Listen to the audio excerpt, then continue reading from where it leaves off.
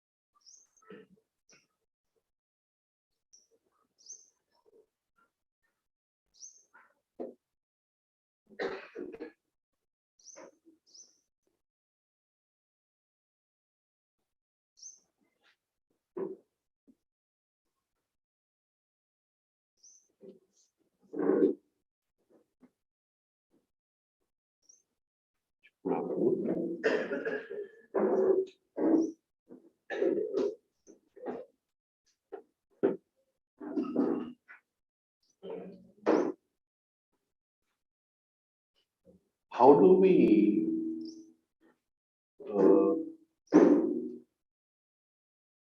see the events of life? In what way the passage of time and the events of life?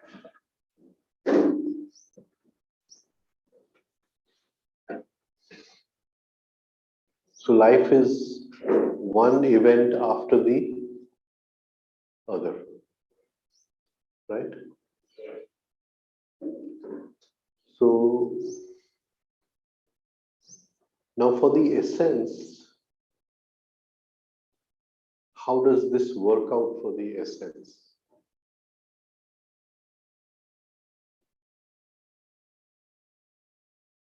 Supposing you go to a car wash. What happens in a car wash? What happens in a car wash?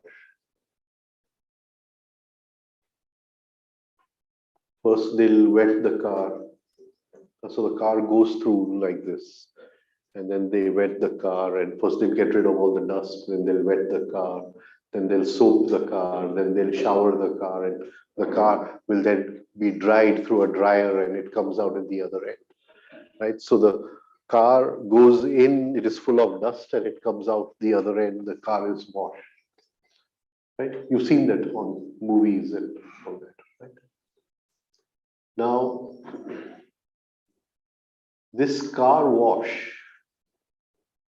is it a series of events or is it one event? It's one event, washing the car. That one event is so many parts, right? You get rid of the dust, then you wet the car, etc. Soap the car, again rinse the car, then dry the car. It's one event. Now, the essence,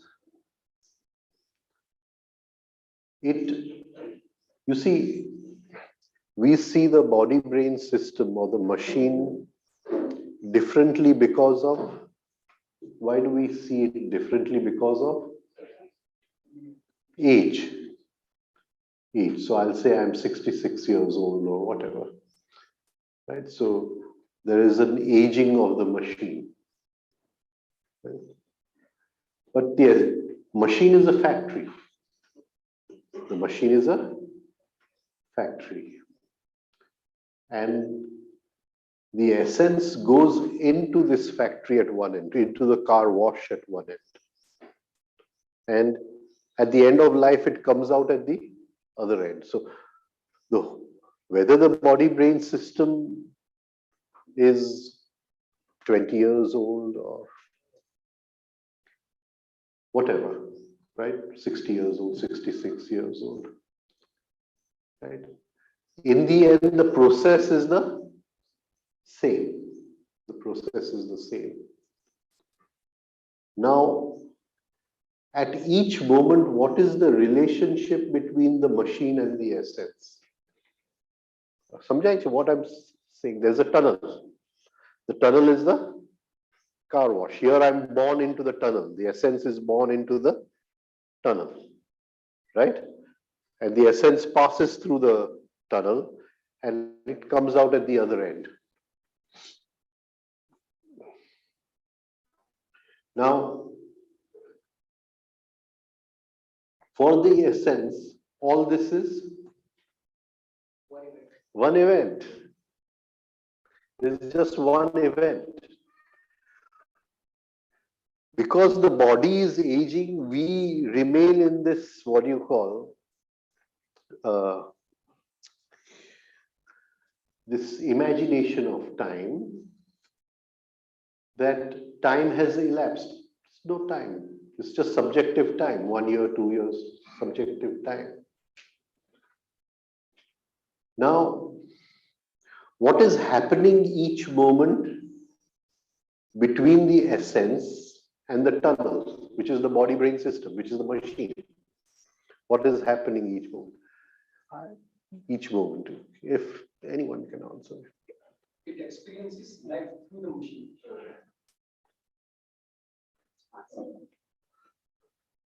Huh? See, at this moment it is passing through the machine.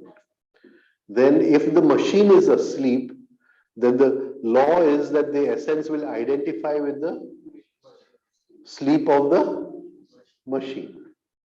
Sleep of the machine. Right? So what happens at that time? What happens to the essence at that moment when it identifies with sanskar of anger? If you talk in Gujarati, you will say, આપણે essence ને ગુસ્સાનો સંસ્કાર આપીએ છીએ. By you coming across in this, we are giving the essence the pattern of anger. And of course, that is being repeated so many times. So now, this one life is just one event. We take life as so many events. You know, I was young, this happened, that happened, etc. But life is actually just one event. The essence comes into the tunnel and it goes out of the tunnel. Now, at the end of life, when it goes out of the tunnel, and nothing has changed in the essence. On the contrary, something has degenerated in the essence, because when the essence was born, it was born in a higher law. But when it died in identification. So it goes in a lower law actually. When it was not born in identification, right? So, but we say nothing has changed in the essence. So how would we look at this from the perspective of time? I keep asking questions so it makes you think, right? How will you look at this from the perspective of time? So where we are dying, we are taking birth at the same time. No time has passed. No time has passed. Because objectively, no time has passed. Subjectively, I went through so many moods, and what you call the body went through 0 to 70 years or whatever, right? Objectively, nothing has happened. Now, if you take time as a building, you know, so many storied building time is, right? So here the essence passes through this tunnel, right? And at the end, where does it land up? On the same floor. On the same floor. It again reappears in the same part of time. Can you get it? The tunnel is the same, right? Again, the get rid of the dust. What do you call? soap the car, wet the car, soap the car, rinse the car, drive the car out. Nothing has changed. Nothing has changed, right? So it is in a what you call that loop. It comes in, goes out, comes in again, goes out, and it's on the same floor of time. It never changes. It is never born in a different part of time, unless something changes in the essence. Yeah, please. You'll have to use the mic. Again, how do we measure subjective time? Change. When I have two states, I see this time. I was 20 years old, but today I'm 66 years old. So it gives me an experience of the passage of time. And I say there is change in the body. This, right? I had black hair, now I have gray hair, etc. Right? I forget things. Previously, I never forgot anything. Right? So I was pretty good. Right? In college, if a girl told me the phone number after 6 months, also I knew it. Now you tell me after 5 minutes, I'll forget it. Okay, see? So I'll say that there's been a passage of time, but how am I measuring that time due to change? But here the essence is not changed. Has there been any passage of time? Objectively, in the essence, right, there has been no change. It just came in and went out. So our time is an illusion. Yeah, our time is an illusion. Real time is the time of the essence. Real time is the time of the essence. And the essence goes out and it is born again in the same time. Nothing changes. Right? The same loop repeats. And the same loop repeats. Now, try to. What do we mean by the same loop repeating? Same events will come again. Same type of events. Same pattern, same input output, same pattern repetition, irrespective of the content. Input output. But that. Since we want The events may change. reaction will be The inner events will not change. You understand what I'm saying? I was listening to a tape recently of Tawariya Sahib, Bhagwan, and all of us were sitting and we were discussing something. So Bhagwan is saying that paisa jaye tyare jeev bade. So Tawariya Sahib is saying that paisa aave tyare jeev bade chhe. Can you understand? It's Gujarati. yeah, Right? So, okay. See, the event may change. I am unhappy today because I have no money. Now, I pass through the same loop and I may be unhappy because I have too much of money. But I'm still unhappy. Can you see? So, the outer event will change, but nothing will change. Nothing will change inside. The psychological pathway through which I move will still be the same. The same happiness and sadness and jealousy and anger and irritation will repeat.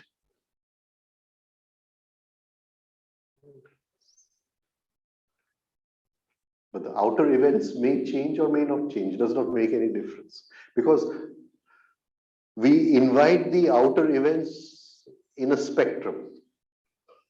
Supposing I'm passing through this emotion just now. So I'm sowing the seed for an outer event, But this seed has a spectrum of so many events. Out of that, some event is going to come to meet. If the spectrum changes, then things are different. You see, the same event can be a different event for two people. Right? If one person has an accident, it could lead to depression. And another person of accident, it could lead to higher experience. The same outer event can be a different inner event. Right? So a person who has risen consciously, we think the outer event is the same, but the outer event is the same, but it doesn't. The inner event is not the same. Right? If I die on the cross, I'm not going to become Christ.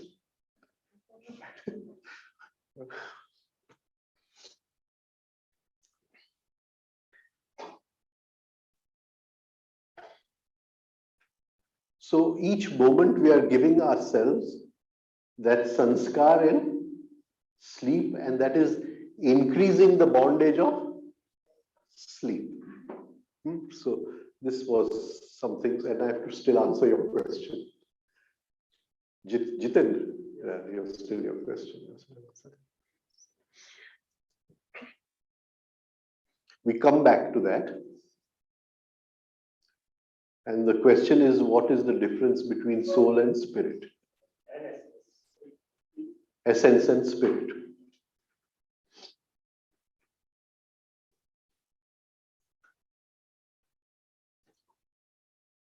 Spirit is like the sun. And the sun sends out a ray to experience life. So the ray of light is the light of the sun. But the minute it separates from the sun, that is, the ray separates from the sun, it has to be cultured. In the sense, it has to wear clothes. It has to wear. As long as it is with the sun, doesn't matter. No need to wear clothes. But once it comes out of the sun, it has to wear clothes. And those clothes are not clothes which the physical senses can see. Those clothes are more subtle clothes. You get it? So they are made out of magnetism. They are made out of magnetism. So now supposing I think of a form, say I go to a temple and maybe I look at a, what do you call, artifact in the temple or a statue in the temple. And I want to study the effect of that artifact. So I close my eyes and I try to hold it inside for some time. Now, to hold it inside, I must have something. What is that? Magnetism. Dharana Shakti, magnetism. Right? If I don't have that magnetism, not magnetism that I look very powerful and all, but if I don't have that holding capacity, that then however much I close my eyes and try to, what do you call, bring that, I can't do it, it'll slip away, right? So it is magnetism which binds, right? So now where does magnetism come from? What is the source of magnetism? Planetary material. The source of magnetism is planetary material. We say life comes from the sun, form comes from the planets, and material comes from the earth. Right? So the form is from the planets. Right? That is why they call it an astral body, planetary body, astral body. So that ray of light which has left the sun, it is covered with a magnetic form, which is actually an astral body made of planetary matter. This planetary matter is not visible by the naked eye, right? But it is still a form there. It is a subtle form. And maybe with some inner eye we could see it also, right? Maybe at some time, hopefully, right? So, so there is this form in planetary matter. So what is the difference between the spirit and the soul, Atma and Jeev? The soul is the light of the sun covered by planetary matter. Planetary matter, right? The spirit has no form because it is just pure light. There is no form over there. Actually, Tawariya Sahib goes one step further. He says it is inky darkness. Right? We say it's just pure light, and there is no form. So it is formless. Right? But because this now has magnetism of the planets, it has a subtle form. And then it takes a gross form, which is a body. Right? Now, why is it covered in planetary matter? Why was it given planetary matter? That spirit, the Atma, it sent out its ray, right? For what? To experience life. So where do all the experiences of life lie? In planetary matter. Supposing we have a ABC of the alphabet, we say A, B, C, D. So the whole language is made out of these 26 letters. Similarly, my whole psychic structure must be made out of certain emotions. You know what it is? Like language is made out of an alphabet, there must be some basic alphabet of emotions which make up my psychic structure. Today I'm happy, tomorrow I'm sad, etc. So, right? Supposing we say that there are 64 emotions. 64 emotions. So, man in his whole alphabet, this is universal for the whole world. No difference over here. He has the capacity to live 64 emotions, and then some people can mix it in this way and some people can mix it in this way. So what is my psychic structure? 64 basic emotions, right? Now, each of these emotions are there because of planetary matter. If I'm feeling generous, you will say it is the planetary matter of Jupiter which allows me to feel generous. If I'm gambling in the casino, right, which is of course the negative form of generosity, right? But it is still the negative part of Jupiter. And if I'm cunning, I want to steal something from you, then you'll say it is the negative part of Mercury. You get it? But if I speak beautiful words about you, you'll say it's the positive part of Mercury. You understand? So every emotion, every thought, every sensation which the human structure can move through is made up of planetary matter. Sir, I have a question. Yeah, please. Why planets have a negative and positive effect? how this, Hmm? I mean, if Jupiter is there in my chart and it's making me generous, how does the negative effect come in?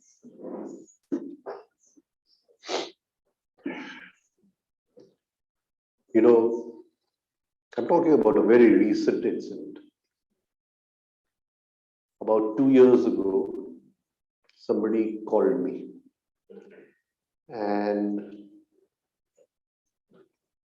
he wanted to come to meet me in Madhur. I made a mistake in, sometimes you don't, don't see the other person for what they are. Maybe you see too far ahead, I don't know. So I thought maybe he doesn't have the ticket fare to come to Madhur. So I told him that, let me send you the ticket fare and you come to meet me in Madhur. So he's saying, nay, I've been coming so often. When I was coming, I used to give Bhagwan a donation every time. There's no problem of money. So I said, I made a mistake. Of course, he could not come. The COVID came and this happened and all that happened. He did not come. And for the past 6 months, he's been messaging me nearly every day. He was well off. And in 6 months, his son started playing some game on the mobile phone. And he wiped out his entire, whatever money he had, savings and everything. He wiped out everything. And now he's in debt up to his neck. And he's now, sometimes you wonder when you speak something, whether it is right to speak or not to speak. You get what I'm saying? And so now, how does this happen in 6 months? How does this happen in 6 months? Definitely, I mean, it's not something which has happened. It has to build up to that, no? Right? So there must be a pattern of gambling repeated, a pattern of gambling repeated, and each repetition gives intensity to that pattern, like you have potencies in homeopathic medicine, right? So the intensity is increasing, and at one time it just like a tidal wave, it takes you across. Can you see? Now, it is the same thing, generosity.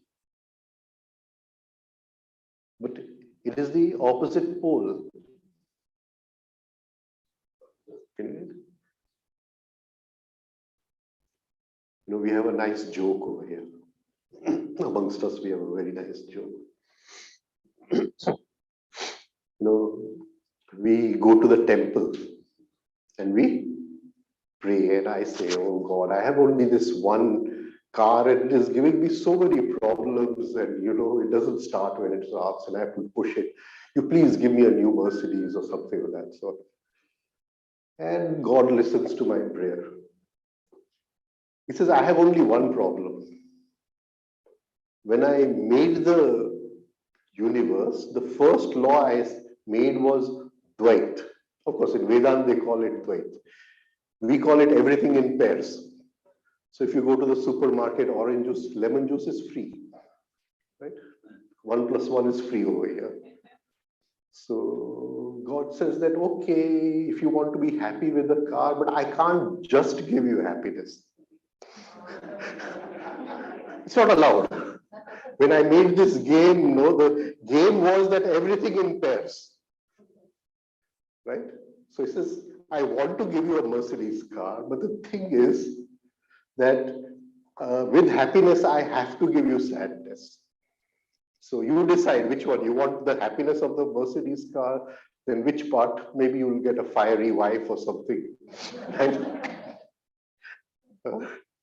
So in this world, everything is positive and negative. That was the first rule. Yin and yang. Of course, there's a state above yin and yang, which they call as Tao, right? So if you reach that state, then you're looking down at them. But then you stop going to the temples. You go to this temple to appreciate the presence of the statue, to feel that presence inside, but they won't ask for a Mercedes car, right?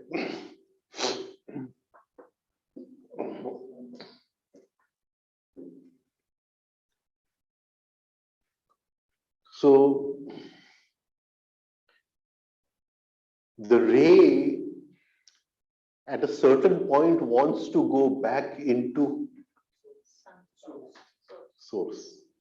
What has it to do? It has to work on the patterns and bring them back to their original state, that point in time when it left, that point in time when it goes back. Get it? But by then the patterns have changed. I've been gambling so much. The pattern has changed. Jupiter, the original pattern has changed. Now it's changing something else. Right? And I get angry on the smallest instant, then the patterns of Mars have changed. So in the end, we have to work on these patterns. And the patterns, the problem with the patterns is they are lying in the unconscious mind. So out of those thousands of patterns which are lying in the unconscious mind, when I get angry, only one comes out. But I have to work on that one. And by working on that one, I change the 1,000. You understand? That is the path to consciousness.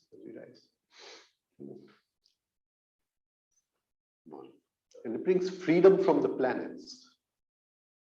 That does not mean we are not governed by the planets, but we now can change the influence of the planet on us by taking another influence. Can you understand what I'm saying? Supposing I'm feeling a little depressed, then I'll say Saturn negative is just now affecting me. But I go somewhere and I give some people food to eat and I choose the influence of Jupiter. Can you understand? By donating something or giving something to some needy people. So the mechanically which influence I was in, I consciously try to move into another influence. So that is one way of explaining it. So who does the journey? The journey is done by the soul. The spirit is just a watcher. It can't do anything. It can't do anything. Right? Shiva is lazy. He can't do anything. Everything is done by Shakti.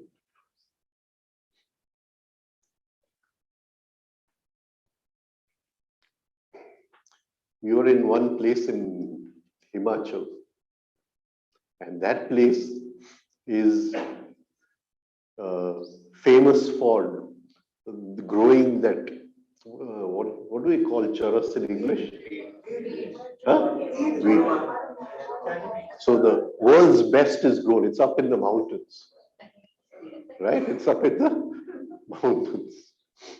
And the place is called Malana.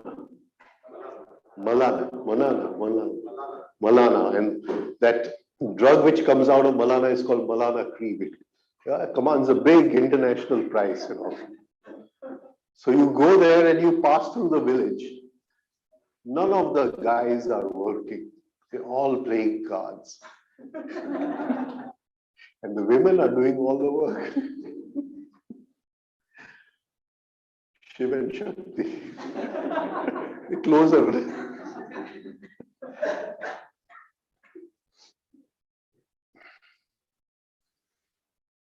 Bola. Any other question? Tomorrow we'll start with the list of different states of sleep. Can we get an idea on which planet and what is the influence of the planet, so that we know, we are aware that this is the influence of Jupiter, and this is how it's nothing to do with the situation. It's the influence of the Jupiter, and then what the how to counter the influence. Like you said that give donation if you're. Don't take it in that way. We'll not bother about the planets just now. It'll just confuse matters. Our thing is to work on negative emotions, right? And we must, like I said, sense the working of negative emotions. We talked about sensitivity in the morning. Later on, we are going to talk about self-remembering. And self-remembering is composed of three things: self-sensitivity, self-feeling, self-knowing. So we'll go into that, right? So what have we already worked upon? Self-sensitivity. Self-sensitivity, right? Now, when we sense negative emotions, we hold a negative emotion. Supposing I'm irritated, and irritation comes, and we just pause, we statue in that irritation, and we sense it. So we'll sense negative emotions in three stages: negative energy, negative emotion, negative expression. You understand, right? And this has come not by reading any book. The book had told us to sense negative emotion, and we've started sensing negative emotions. But through sensing negative emotions, we realize that there are three stages in the, what do you call, in the expression of negative emotion. And these three stages are negative energy, negative emotion, negative expression.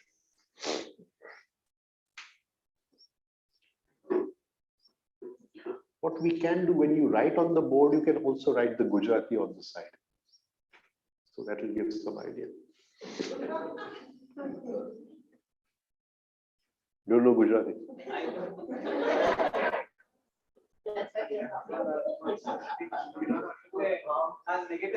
You're my brother only. He also has that. No, but you know, he loaded a, what do you call, Gujarati keyboard on my mobile. And I've been answering people in Gujarati.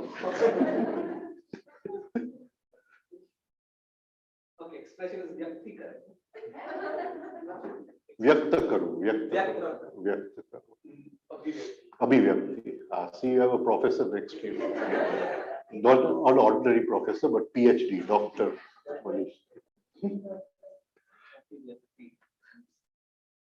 Emotion is bhav.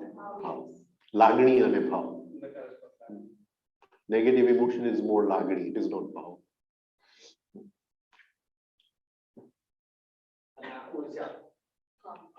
Negative urja.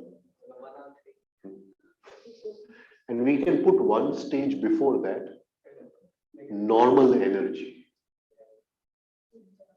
Normal energy converts into negative energy. Negative energy translates into negative emotion. And negative emotion is then thrown upon somebody, right? It's expressed. Now, how will we see the process of the conversion of normal energy into negative energy? And where does this build up? Where does it build up? In the muscles. In the muscles, right? How will we see this?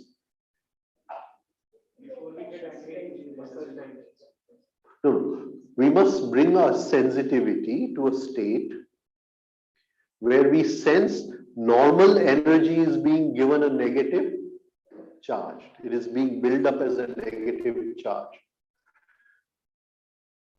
Or it will actually be a build-up of positive ions. It will actually be a build-up of positive charge, but we don't want to complicate matters just now. Okay, let's start our day in the morning. Morning, we are fresh, we are relaxed, and we come outside our door and we see that some dog has left some matter outside our door. What happens? Irritation. Is there a sudden build up of a negative energy in the muscles? This can be sensed. You will sense that there's dislike, right? And there's a sudden, what you call, build-up of negative energy in the muscles. That is, normal energy has converted into negative energy, right? And then you go to office, but in office, on the way, you get stuck in each and every red light, right? So now does that normal energy build up more in the muscles? Now you see the muscles are contracting each time with this negative buildup of energy, right? And you reach your desk and you see yesterday you spent the whole day, doing some accounts or something for the boss, and the boss has sent it back, it's not done properly, please do it again, right? And then there is more build-up. Of course, you can't take the file and throw it on the boss, right? And then the poor chaiwala boy comes. It's an absolute trivial thing, and maybe he drops a little bit of tea on your, what do you call, table or whatever. And all this that has built up, these incidents happen in our life, right? Right? So when we sense negative emotions, we are going back in time to where the negative emotion, before the manifestation, it was there as an inner expression. Right? I may be talking things about her inside. It's there as an inner expression. Before that, there was a buildup of negative energy. And before that, there was what do you call, positive energy in the muscles, normal energy in the muscles, which converted into this energy. Now we have the choice to bring consciousness at so many stages. I may start expressing it upon her, and then I suddenly remember, and I pause over there, and I hold that state. Or I have not expressed it, or I'm on the verge of expressing, and I can pause over there. Or I may even go further, that before it starts manifesting inside, and I start my buck inside, right? I pause over there. And one day I may come to a state where I'm able to bring consciousness. I don't allow negative energy to build up in the muscles. The muscles are relaxed all the time. Can you get it? And these are 4 different states of consciousness, 4 different stages of building up in consciousness. Right? So we can observe when we start sensing negative emotions, we suddenly see the whole journey of how energy is transformed into negative emotions. But of course, this is not a buildup of negative energy. It is actually positive ions which are being built up, and that chaiwala becomes the negative pole on which the positive ions suddenly in a tidal wave flow out. But for our study, we will call it negative energy.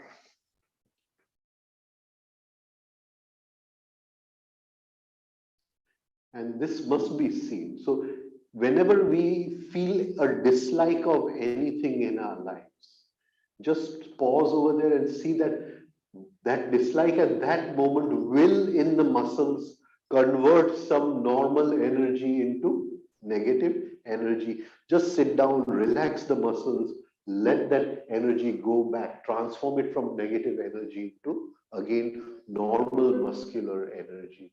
So that you're not holding that in the muscles. Because once something from outside, which we call as nimit, the instrumental cause, something comes, then the whole spasm in the muscles will come and you'll throw it out on someone. Right?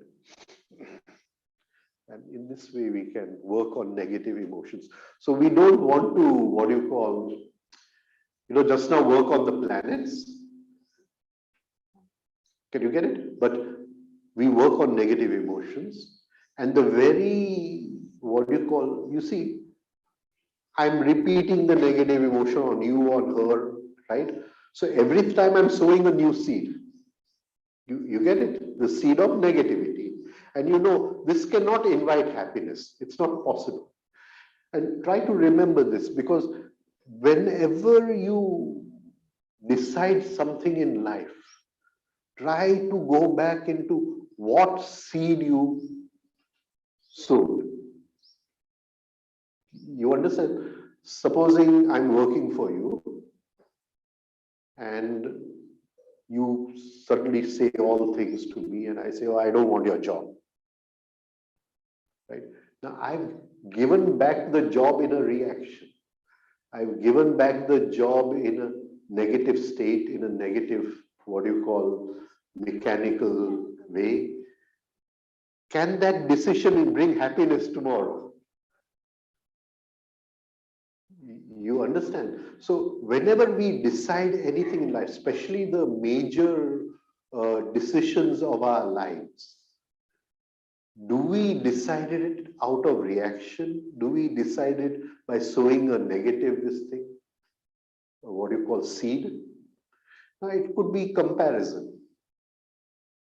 You understand? I may compare myself with you and I say, oh, you have achieved so much in life. I'm going to definitely, what do you call, and maybe life-wise, this may look like a good, what do you call, this thing, good decision. But here I've sown the seed of ego. I am better than you. I want to be better than you. And I don't realize that that seed is going to invite this thing. So rather than looking at the planets, try to see what seed we are sowing in each moment. That seed is going to invite the events of life, because it is in their spectrum that the events will come to meet us. You understand? Got it.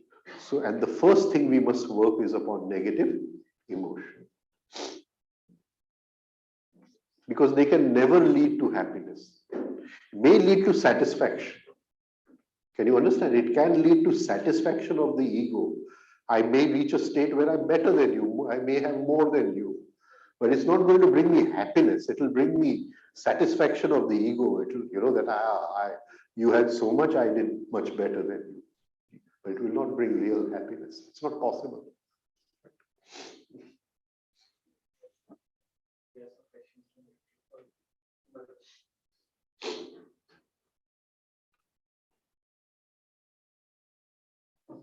We have some questions from you people. Before that, just one. So, whenever we are, let's say, experiencing life or experiencing an event in life, it comes in, the impression comes in as energy. And then, whenever I dislike it, that energy starts getting negative.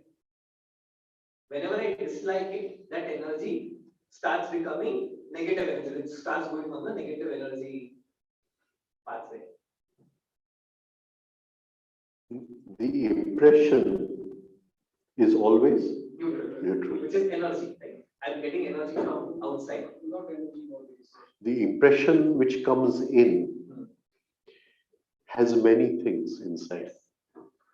So, through the digestion of that impression, I create different energies. Can you get what I'm trying to say? I take physical food. Say I eat a potato. So that potato goes into my stomach. And from the potato, the nourishment starts going into my blood vessels. Now, at different levels, different energies are created. Say, from the potato, the energy of magnetism is extracted. Now, that magnetism has so many functions, right? Now, this is very important, in the sense that, say, at a physical level, that magnetism gives me a kind of immunity to disease, which is very important in today's system. Now, then that magnetism, that food goes further, and we extract thought energy from that food, or motor energy, how the motor nerves work. Then there are reflex nerves in the body, so reflex electricity, our emotions work, and then the food goes into sex energy. So we can say, I've eaten one potato, out of that potato, 4 types of energies have been extracted. What do you call magnetism, motor electricity or thought energy, reflex electricity or emotional energy, and sex energy. These are the, what you call, 4 kinds of energy which are extracted from the food. Now, this energy can become positive or negative. Of course, in the sex center, there is no positive or negative, so that cannot become positive or negative. But emotional energy can become positive, it can become negative, right? And this is the final, what you call, symptom is in the muscles of the body, in the muscles of the body, right? Now, I can also consciously tense and relax certain muscles to bring about certain changes in energy. You understand? I saw that dog outside myself and it contracted my muscles in a certain way. So ordinary energy became negative energy. But I can force the muscles to contract in a certain way to release that negative energy. Not just contract, but increase the contraction. You understand what I'm trying to say? See, in life, many times when you increase it, it relieves the tension. Sometimes we do fast breathing also. Yeah. Some people are angry. They just. Yeah, but it must be done in a scientific way. This is what they do. Can you get it? In life, in normal psychological life, supposing you call me an idiot. Now, one thing is I am hurt inside and I don't want to be negative. Can you get it? I want to avoid that negativity. So, like I relax my physical muscles, I relax my psychological muscles. I'll say, yes, you're right. My wife calls me an idiot 10 times a day. Can you get it? So I increase it is called topping it up. Topping it up. Can you see? So now, if there's a buildup of energy, say there's a buildup of energy that I want to hit somebody. In this moment, I want to give it to someone. Can you get it? So definitely, I know that the buildup is in the 2 shoulders, right? Now, just by doing the first exercise, I'm releasing that, what do you call, in the shoulders. That is, that the negative energy is going back into being normal energy. And these are how these exercises have been designed. It is all at specific spots where we are building up this kind of energy, right? So when you go into the science of the exercises, right? So the impression is not an energy, the impression is a food, just like the potato is a food, and from the food we extract different kinds of energy, right?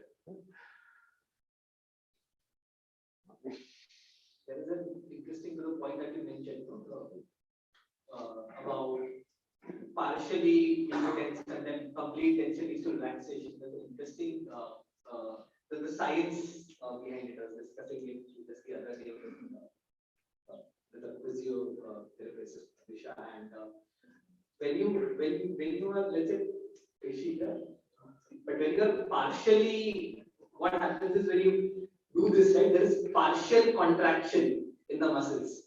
And partial contraction leads to buildup of some, let's say, calcium ions, positive calcium ions in the muscle. When you are fully contracting it, the muscle cannot take that full contraction for a long amount of time, and then the pumping starts, pumping out of the build-up negative energy, it goes back into the bloodstream. So that could be, the science behind. Yeah. And then, of course, like she said, with the giving tension in certain areas, we use the breathing also. Which breathing is breathing plus muscular tension, it brings about changes at different areas. But like say in this tense and relax, like you said, if we can hold for each posture for 20 seconds, then this reverse pumping starts. We do it very fast and get rid of it. But if we can hold 20 seconds, then the reverse pumping will start within us. So that is also something very important. In cold bracket, we are carrying the lower abdomen and then shallow breathing start. Both the thing are there. They are contracting the muscles And breathing. and Yes. breathing.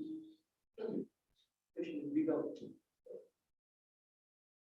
Questions on YouTube. Yeah. We have two questions from YouTube. First is from Aditya Singh. Good evening, Rajan sir. If sun is Atma slash spirit and soul is astral body, where is the role of mental body? Where is it?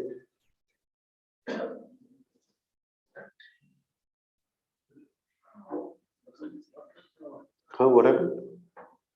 Fine.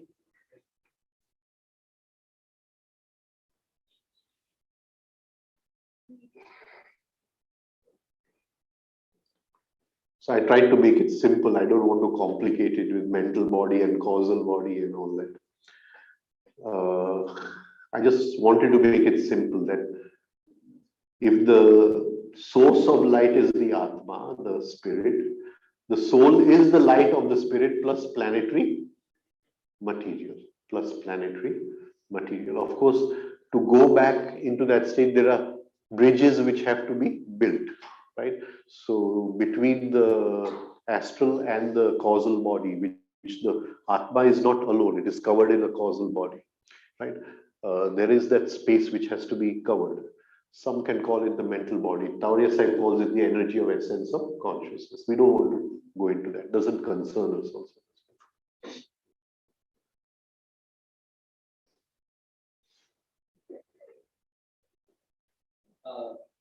There is one more question from Suman in Ahmedabad. જ્યારે momentary awake થવાય છે ત્યારે સ્લીપમાં મેં આવું કર્યું એનો રેટ્રોસ્પેક્શન થાય છે ત્યારે fear and sadness આવે છે તો શું કરવું? I'll just repeat in English what we spoke in the morning. Whenever there is a momentary awakening and then I can retrospectively see all the things I was doing in sleep. At that time, I experience fear and sadness. So, what should I do?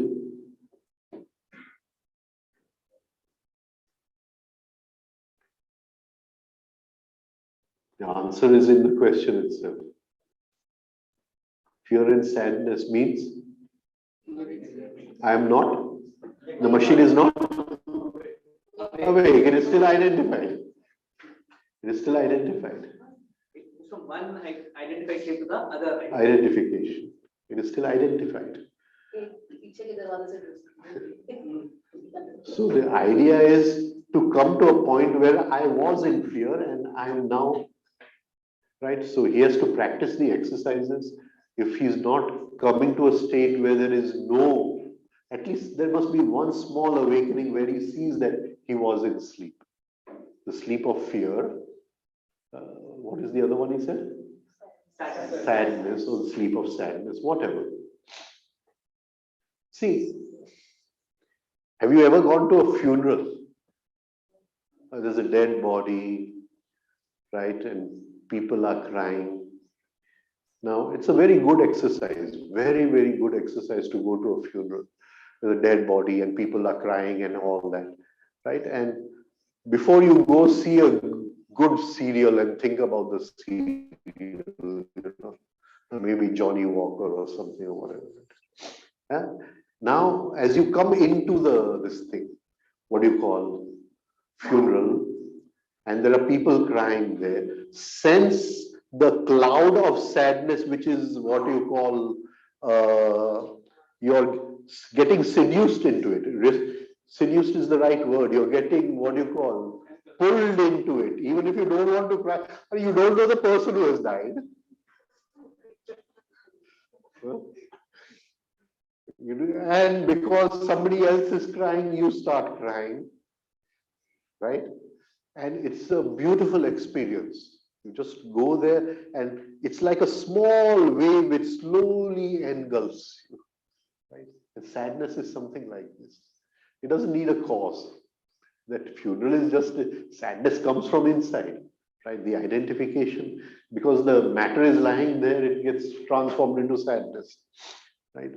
So, but one of the ways to objectively observe it is where somebody has died, and we can really beautifully observe it in that place. Two more questions. So, Pranam Gurudev, my apologies if it's a repeat question. How is it that we accumulate the ratio of negative and positive energies on the planets? What determines that?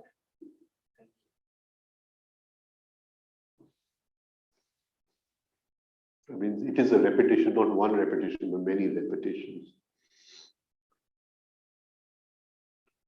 First of all, we are in a state of sleep. Sleep means mechanical reaction, right? And every time the mechanical reaction repeats, the momentum increases, right? So planetary matter is like energy. Because we are negative, that planetary matter has to take on a negative form. The pattern has to be what you call saved inside, like it is saved in the hard disk of our computer. Similarly, in this computer, the pattern is saved in planetary magnetism. So the planets are neutral, they don't care. But it is our actions which make them negative, and we save negative planetary matter. Like I may be angry on her, so it's a negative aspect of Mars. Or I may be cunning with her, then there's a negative aspect of what do you call Mercury. Right now, I'm negative. I'm cunning with her. I'm cunning with him, and I've been cunning with so many people in my life. It has been repeated and repeated. So I keep accumulating Mercury matter, but it is not Mercury who is negative for me. It is I who am making it negative through my actions. Then, when I'm again born with a chart, oh, so the Mercury is so much negative in your chart. But that is not that Mercury. It is my actions which have led to that state. Right? Now, if I become conscious of my cunningness and I see that I'm totally hypnotized by this emotion of cunningness, and it works in so many different ways, and I may be very, very cunning, I mean, intelligently cunning, you know, and right? But still, it is the negative matter of Mercury. And you see, there is negative crystallization. There is negative crystallization. When it repeats so many times, it forms an what do you call electromagnetic field. An entity is formed because it is repeated so many times, and this entity has intelligence, right? It is like I want to fool her, then I don't have to do that very Rakshas in me who has now become a living creature. He is going to tell me, you do this, you do that, and she will fool her completely. You understand what I'm trying to say? So the more it repeats, then it becomes a living being, a living electrical field within me. And when I die, the electrical field does not die with me. Hopefully it doesn't go and sit on somebody else. Right? So it is our actions. And if we rise above mechanicalness, we bring consciousness in our actions, then there's no question of repeating something negative. We pause over there and we get rid of the accumulated negative patterns. Right? One pattern will die because we have not expressed it. That means there are so many less inside. Another one will come out tomorrow. Again, it will die. Because now we are sowing the seed of consciousness. And consciousness changes everything. That consciousness is the sun. And planets' magnetism comes from the light of the sun. And when you're in that, what you call consciousness of the sun, then it is before the magnetism of the planets. You're one step above that, right? So you can decide what you want. See, in life, there is not a single moment when we are not in some influence. But the minute the more conscious we are, the more we are in light, and we can now choose which pattern this light should follow. But to live our life, we have to live some pattern. We can't be free of pattern.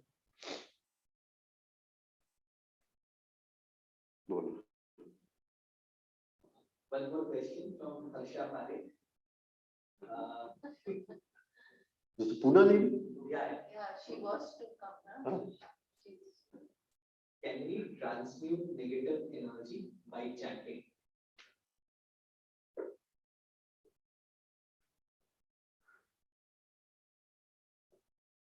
See, before transmutation, there must be transformation. So, can we not express the negative emotion? Can we come to a stage where the negative emotion does not form even in the mind?